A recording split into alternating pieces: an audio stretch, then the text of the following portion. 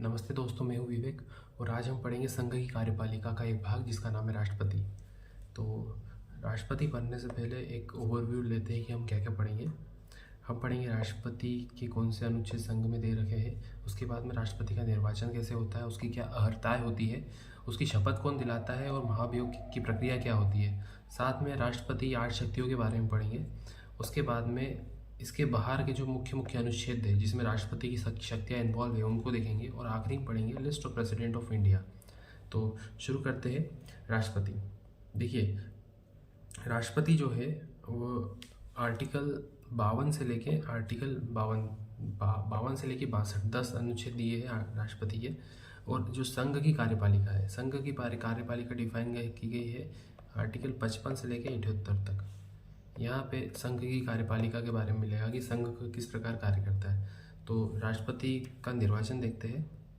देखो, निर्वाचन देखने से पहले राष्ट्रपति होता क्या है। राष्ट्रपति भारत का राज्य प्रमुख होता है। मतलब मान के चलिए कि भारत का एक मुखिया होता है। हर चीज़ इसी के नाम पे होती है राष्ट्रपति। ये सब राष्ट्रपति की शक्तियों के बारे में है।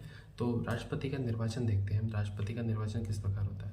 तो इसके अंदर कुछ लोग शामिल होते हैं निर्वाचन के अंदर, लोकसभा और राज्यसभा, इसके साथ में विधानसभा, उसके साथ में दिल्ली एनसीआर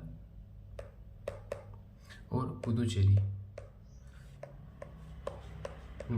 इन सभी के संसद के दोनों सदनों के निर्वाचित सदस्य होते हैं इसके अंदर। उसके बाद में विधानसभा जितनी भी होती है राज्य की, उनके भी कुछ निर्वाचित सदस्य होते हैं। साथ में दिल्ली और पुदुचेरी, इन तीनों के भी निर्वाचित सदस्य राष्ट्रपति के इलेक्शन में पाए जाते हैं। इसका जो इलेक्शन होता है वो होता है आनुपातिक प्रतिनिधित्व के अनुसार एकल संक्रमणीय मत प्रणाली और गुप्त मतदान के द्वारा। तो हम राष्ट्रपति के इलेक्शन की प्रोसीजर समझते हैं कि किस प्रकार से राष्ट्रपति का इलेक्शन होता है।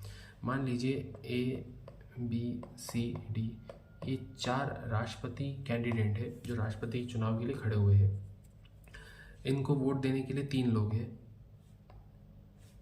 ये 3 लोग, इनको वोट 4 लोग ले लीजिए, 4 लोग इनको वोट देंगे।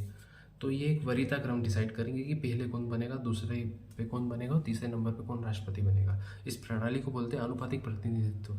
तो मान लीजिए कि जो ये वाला बंदा था, इन्होंने वोट दिया A, C, B और D। ये इन्होंने वोट का क्रम रखा कि मेरे हिसाब से राष्ट्रपति A है वो मुख्य सबसे अच्छा कैंडिडेट है, तो वो फर्स्ट होना चाहिए। उसके बाद में C, फिर B, फिर D। ये उसके बाद में दूसरे कैंडिडेट है, उन्होंने रखा A, B, C, D को। उसके बाद में जो तीसरे कैंडिडेट है उन्होंने भी रखा A और C, B, D को। और चौथे कैंडिडेट ने रखा B, C, D, A को। तो ये एक चरण समाप्त हुआ राष्ट्रपति के इलेक्शन का। इसमें डिसाइड हुआ कि तीन लोगों ने A को अपनी टॉप प्रायोरिटी चुना है।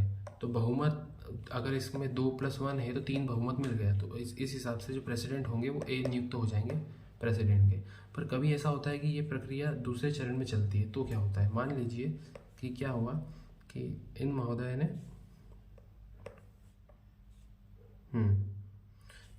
ने दे दिया B को प्रायोरिटी, ठीक है, C, D, A ये प्रायोरिटी रख दी इन्होंने। अब क्या हुआ, A को भी टॉप प्रायोरिटी 2 मिली, B को भी मिली हुई है। तो फिर क्या होगा, उसके बाद में जो अब हम यहाँ देखते हैं लिखा हुआ यहाँ पे, प्रथम चरण में वरीयता गणना की जाती है। अगर द्वितीय चरण में अन्य उम्मीदवारों के प्रथम वरीयता में स्थानांतरित कर दिए जाते हैं। मतलब इसमें जो लिस्ट कैंडिडेट होगा इन दोनों के, इस लिस्ट में से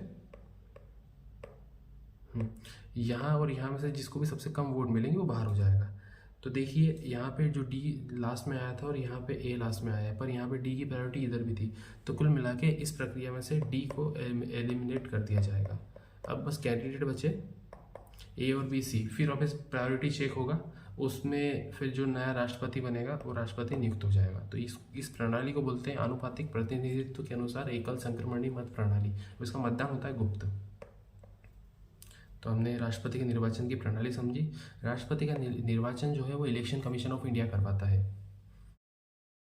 अब हम देखेंगे भारत के राष्ट्रपति के लिए क्या क्या अर्हताएं होना चाहिए। तो सबसे पहला है कि वह भारत का नागरिक होना चाहिए और साथ ही उसकी आयु जो होना चाहिए वो 35 वर्ष होना चाहिए। साथ में वह लोकसभा का मेंबर होने के लिए योग्य होना चाहिए। और साथ ही साथ वह संघ सरकार या राज्य सरकार में किसी भी लाभ के पद पर ना होना चाहिए। ठीक है, लाभ का पद मतलब जैसे कोई कलेक्टर है या फिर जो भी सरकार का हिस्सा है, वह राष्ट्रपति नहीं बन सकता, उसको पहले अपने पद का त्याग करना पड़ेगा। फिर आते हैं शपथ पे। राष्ट्रपति को शपथ दिलाता है सुप्रीम कोर्ट का मुख्य न्यायाधीश। उसके बाद में राष्ट्रपति पर महाभियोग की जो प्रक्रिया होती है वो आर्टिकल 61 में दे रखा है। इस प्रक्रिया को समझते हैं। इसके लिए मुख्य कारण एक ही है कि अगर राष्ट्रपति ने संविधान का उल्लंघन करा है तो ही वह उस पर महाभियोग लगेगा, अदरवाइज कोई और कारण नहीं है। इसके लिए सबसे पहले किसी भी सदन में, जैसे लोकसभा हो या राज्यसभा हो, किसी भी सदन में सबसे पहले 1/4 सदन के सदस्यों द्वारा हस्ताक्षर करके प्रपोजल बना के सभापति या फिर लोकसभा अध्यक्ष को देना पड़ता है। अगर उसके बाद राष्ट्रपति को 14 दिन का नोटिस पीरियड मिलता है।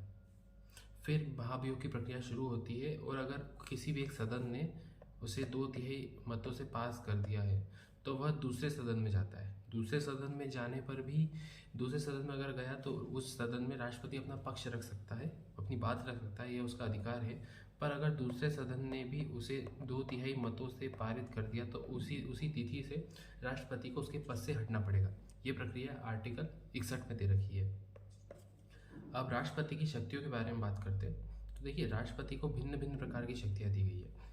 पहले और समझते हैं कि प्रक्रिया के बारे में। और महाभियोग की प्रक्रिया एक की पॉइंट है कि ये अर्ध न्यायिक प्रक्रिया होती है। अर्ध न्यायिक मतलब क्वासी जुडिशियल प्रक्रिया बोलते हैं इसको। इसका मुख्य कारण ये है कि देखो, इसका जो निर्वाचन होता है, निर्वाचन में शामिल होंगे राज्यसभा, लोकसभा प्लस विधानसभा के सदस्य और दिल्ली और पुडुचेरी वाले। ठीक है, ये भी रहेंगे। पर जब इसका ये होगा, महाभियोग लगेगा, तो मात्र लोकसभा और राज्यसभा सदन ही रहेगा। ये दोनों को जोड़ेंगे नहीं। तो जब आप नियुक्ति में ले रहे हो, पर अगर महाभियोग में नहीं लाए तो इस प्रक्रिया को बोलते हैं अर्ध न्यायिक प्रक्रिया, क्वासी जुडिशियल। ठीक है, अब अपन बात करते हैं राष्ट्रपति की शक्तियों के बारे में। तो कुल मिला के देखो, राष्ट्रपति को भिन्न भिन्न प्रकार की शक्तियाँ दी गई, जिससे इसको अगर और कैटेगराइज करें तो ये होती है कार्यकारी शक्तियाँ दी राष्ट्रपति को, विधायी शक्तियाँ, वित्तीय शक्तियाँ, न्यायिक शक्तियाँ, इंटरनेशनल रिलेशन के ऊपर शक्तियाँ दी गई है, सैन्य शक्तियाँ दी गई है, साथ में आपातकालीन शक्तियाँ, वीटो शक्तियाँ। ये मुख्य मुख्य शक्तियाँ हैं। अब एक एक शक्तियों के बारे में समझते हैं। देखिए, राष्ट्रपति की जो कार्यकारी शक्तियाँ होती है उसका मतलब ये होता है कि जितने भी राज्य कार्य होंगे, एग्जीक्यूटिव चीज़ें होगी, वो सारे के सारे भारत सरकार के सभी कार्य राष्ट्रपति के नाम पे ही होंगे। चाहे वो नियम बनाना हो, चाहे वो पीएम और अन्य की नियुक्ति करना हो, या फिर आरबीआई गवर्नर की नियुक्ति करना हुई, या फिर अटॉर्नी जनरल के, controller general of India, election commission, UPSC, governor, finance commission, इनके सदस्य और अध्यक्ष की नियुक्तियाँ जो होती है वो राष्ट्रपति के नाम पे होती है। ये होगी इसकी कार्यकारी शक्तियाँ। उसके बाद आते हैं विधायी शक्तियाँ। देखो, अगर अपन संसद को समझे तो संसद जो होती है वो होती है लोकसभा प्लस राज्यसभा प्लस राष्ट्रपति होती है। तो कहीं ना कहीं राष्ट्रपति भी संसद का हिस्सा है, तो उसकी विधायी शक्तियाँ होगी संसद की संयुक्त बैठक करवाना। उसके अलावा राज्यसभा में जो 12 सदस्य मनोनीत होते हैं वह राष्ट्रपति के अकॉर्डिंग होते हैं। उसके साथ में लोकसभा में 2 एंग्लो इंडियन का ही प्रावधान था, पर वो संविधान संशोधन के द्वारा वो हट चुका है, अलग हो गया है, अब वो नहीं है। विधेयक संबंधी चीज़ें, साथ में अध्यादेश, जो संविधान का अनुच्छेद 123 है उसके थ्रू अध्यादेश जारी होता है, वो राष्ट्रपति करता है। और जितने भी संवैधानिक आयोग होते हैं उन सभी की रिपोर्ट जो होती है वो राष्ट्रपति को प्रेषित की जाती है और राष्ट्रपति उसे संसद के पटल पर रखता है। ठीक है, ये राष्ट्रपति की विधायी शक्तियाँ समझी। अब समझते हैं राष्ट्रपति की वित्तीय शक्तियाँ। वित्तीय शक्तियाँ जो धन विधेयक संबंधी है, धन विधेयक जो है वो राष्ट्रपति की पूर्वानुमति से ही संसद में प्रस्तुत किया जाता है। ठीक है, और उसके अलावा आर्टिकल 280 जो है, 280 होता है वित्त आयोग का गठन करना, वो राष्ट्रपति करता है। उसके साथ में जो भी आकस्मिक फंड होता है, कंटिजेंसी निधि होती है, वो राष्ट्रपति के साइन से ही निकलती है। ठीक है, उसके बाद में अब देखते हैं इसकी न्यायिक शक्तियों के बारे में। न्यायिक शक्तियों की बात करें तो सुप्रीम कोर्ट और हाई कोर्ट के न्यायाधीशों की नियुक्ति जो होती है वो राष्ट्रपति के द्वारा होती है। और राष्ट्रपति सुप्रीम कोर्ट से सलाह ले सकता है, पर वो बाध्यकारी नहीं है, ये भी चीज़ आपको देखना है। इसके बाद में राष्ट्रपति किसी भी अपराधी को स्वयं के विवेक से, अगर उसके पास आवेदन आता है तो वह उसे माफ़ कर सकता है, उसको क्षमादान दे सकता है, उसका लघुकरण कर सकता है, उसको प्राणदंड को स्थगित भी कर सकता है। ये राष्ट्रपति की पावर होती है। उसके बाद में कूटनीतिक शक्तियाँ जो होती हैं, कूटनीतिक शक्तियाँ मतलब अगर एक जैसे कौटिल्य का अगर अपन अर्थशास्त्र समझे तो उसमें ऐसा लिखा है कि राज्य में बाकी राज्यों से भी सामंजस्य बना के रखना पड़ता है। तो उसी प्रकार अंतर्राष्ट्रीय संधि और समझौते होते हैं तो उसमें करने वाला पूरा कार्यकारी बॉडी रहती है प्रधानमंत्री की, पर वो नाम आता है हमेशा राष्ट्रपति के द्वारा ही जितने MOU साइन होते हैं उन पर राष्ट्रपति का नाम होता है। और अन्य दूसरे देशों में भारत का जो प्रतिनिधित्व करता है वो राष्ट्रपति करता है। उसके बाद में सैन्य शक्तियों के बारे में बात करें तो जल सेना, थल सेना और वायु सेना, इन तीनों सेनाओं के जो प्रमुखों की नियुक्ति होती है वो राष्ट्रपति करता है। और कहीं ना कहीं राष्ट्रपति सभी सैन्य बलों का सर्वोच्च सेनापति भी होता है। अभी एक नया पद आया था 2 साल पहले, CDS, उसकी नियुक्ति भी राष्ट्रपति करता है। उसके बाद आते हैं अपन आपातकालीन शक्तियों के बारे में। 352, 356 और 360 ये 3 प्रकार के आपातकाल भी है भारतीय संविधान में, जिसको जर्मनी से लिया गया है। सॉरी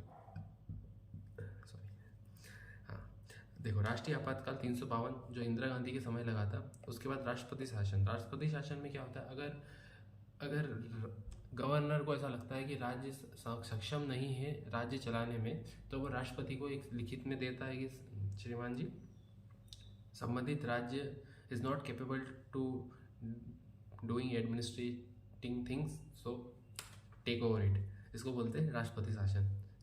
फिर आता वित्तीय आपातकाल 360 में दिया है। उसके बाद अपन पढ़ते हैं वीटो पावर के बारे में। देखिए कानून जो बनता है वो बनता है लोकसभा, राज्यसभा, राष्ट्रपति, इन तीनों की स्टेज होने के बाद ही कानून का निर्माण किया जाता है। तो कहीं ना कहीं प्रेसिडेंट जो है वो भी एक निर्णायक भूमिका निभाता है, वो बताती है उसकी वीटो पावर। देखिए राष्ट्रपति के पास 3 प्रकार की वीटो शक्तियाँ होती है। नहीं, अगर कोई भी विधेयक आता है तो राष्ट्रपति के पास 3 विकल्प होते हैं, स्वीकृति देना, अपनी स्वीकृति को सुरक्षित रखना, और धन विधेयक अगर नहीं हो तो उसको रिटर्न भेज देना कि वापस विचार करके भेजो। ये होते हैं राष्ट्रपति के पास 3 ऑप्शन। तो जो स्वीकृति सुरक्षित रखना, ये उसकी वीटो पावर होती है। इस प्रकार राष्ट्रपति के पास संसद द्वारा पारित विधेयकों के संबंध में वीटो देने की शक्ति होती है। इसका मतलब वह विधेयक को अपनी स्वीकृति के लिए सुरक्षित रख सकता है, ये होती है उसकी वीटो पावर। अब इसमें 3 प्रकार की वीटो पावर होती है। उसके पहले समझते हैं कि ये इसको अपनी स्वीकृति सुरक्षित रखने की इसको पावर दी क्यों। देखो कभी कभी मान लो कि अगर कोई सरकार है जिसके 4 साल कंप्लीट हो गए, आखिरी का 1 साल बचा है, तो वो बहुत ही ऐसी योजनाएं बनाएगी, ऐसे कानून बनाएगी जो वो इतने समय कार्यकाल में ना कर पाए। और कभी अगर वह शक्तिशाली हुई तो वो बिना विचारे जल्दबाजी में कानून बनाने से रोकने के लिए राष्ट्रपति को एक विवेक की शक्ति दी गई है कि इस प्रकार के कानून अगर उसको लगता है कि विधि सम्मत नहीं है तो उनको रोका जाए, उनकी स्वीकृति सुरक्षित रख ली जाए, जिस प्रकार से वह कानून न बन पाए। दूसरा, ये असंवैधानिक विधान बनने से रोकना, और जल्दबाजी से बिना विचार किए गए विधान बनाने से रोकना राष्ट्रपति की वीटो शक्तियाँ के लिए दी गई है। अब 3 प्रकार की इसको वीटो शक्ति वो देखते हैं। देखिए पहली है आत्यंतिक वीटो, और होता है निलंबनकारी, और एक होता है pocket veto. Absolute, suspension and pocket veto, 3 प्रकार के वीटो होते हैं। तो आत्यंतिक वीटो के बारे में बात करते हैं। वह शक्ति जिसमें संसद द्वारा पारित किसी विधेयक को राष्ट्रपति अपने पास सुरक्षित रखता है और विधेयक स्वतः समाप्त हो जाता है, वह अधिनियमित नहीं बन पाता, इसको बोलते हैं एब्सोल्यूट वीटो, मतलब ओरिजिनल पावर। राष्ट्रपति ने ले लिया कि भाई दे दो मेरे को, बस खत्म, एब्सोल्यूट वीटो। सस्पेंशन वीटो, इसमें जब राष्ट्रपति किसी विधेयक को संसद के पुनर्विचार हेतु लौटाता है, वापस भेज देता है, उस राष्ट्रपति के पास आया प्रक्रिया के थ्रू होते हुए, तो राष्ट्रपति ने, प्रेसिडेंट ने बोला कि श्रीमान जी इसको वापस भेजो, बस वो धन विधेयक नहीं होना चाहिए, ठीक है, उसको भेजा वापस, फिर पुनर्विचार के लिए लौटाया, तो संसद उसको अगर ऐसा ही भेज देती है, कुछ भी रेक्टिफाई नहीं करा, इसी उसमें शेप में वापस भेज दिया उस संसद ने से, देखिए ये संसद ने इसको वापस भेज दिया, तो राष्ट्रपति को उसको स्वीकृति देना बाध्यकारी हो जाता है, क्योंकि इन्होंने संशोधन नहीं करा, वही प्रक्रिया वापस यूज करी और वापस भेज दिया, तो राष्ट्रपति को इसको स्वीकृति देना बाध्यकारी हो जाता है। धन विधेयक इस कैटेगरी में नहीं आता। धन विधेयक अगर आया तो राष्ट्रपति को उसको स्वीकृति देना ही देना है। फिर आते हैं अपन पॉकेट वीटो के बारे में। पॉकेट वीटो के अगर राष्ट्रपति ना तो स्वीकृति दे ना ही अस्वीकृत करे, परंतु एक अनिश्चित काल के लिए अपने पास लंबित करके रख रहे, बट ठीक है कर रहे तो ये राष्ट्रपति ज्ञानी जैल सिंह ने 1986 में किया था। उस विधेयक का नाम था भारतीय डाक संशोधन विधेयक। 1 सेकंड, क्या हो गया, टर्न करो, डिलीट करो, ठीक है। हाँ, ये हुआ था 1986 में। राष्ट्रपति जैल सिंह ने भारतीय डाक संशोधन पर इस वीडियो का उपयोग किया गया था। अब इन राष्ट्रपति की शक्तियाँ पढ़ी, अब हम देखते रिवाइज करते हैं अभी तक हमने क्या क्या पढ़ लिया। शपथ पढ़ ली, अब महाभियोग देख लिया, राष्ट्रपति की शक्तियाँ देख ली। अब ये कुछ अनुच्छेद हैं, इनको देखते हैं।